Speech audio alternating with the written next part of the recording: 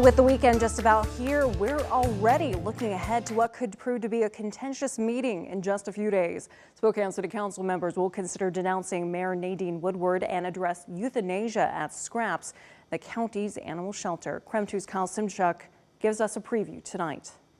An emergency ordinance is now on the agenda for Monday night City Council meeting following news that SCRAPS euthanized more than a dozen dogs Wednesday. We want to save every dog we can. That's a big part of our mission here. We also have to protect the public's safety. Council members say the ordinance is intended to adopt a clear legal statement in the Spokane Municipal Code against the euthanasia of animals when the shelter doesn't have room for them.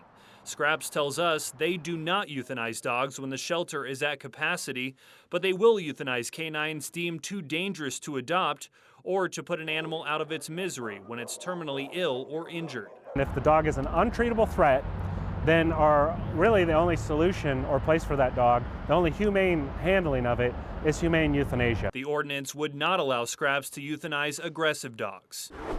Councilman Zach Sapone is sponsoring a resolution to denounce Mayor Nadine Woodward following her appearance with former state rep Matt Shea and other known anti-gay extremists. We've heard from members of our community daily at this point that are still upset about what happened. Councilman Sapone is sponsoring another resolution calling for an independent investigation into allegations made against former city administrator Johnny Perkins and the alleged violations of city policy.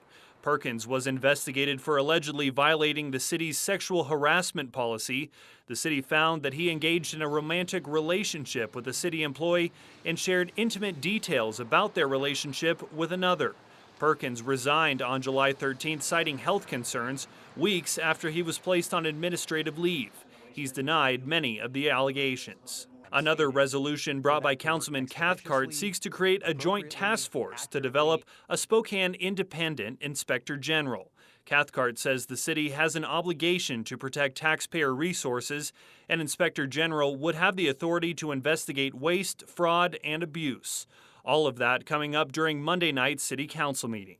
In Spokane, Kyle Simchuk, KREM 2 News.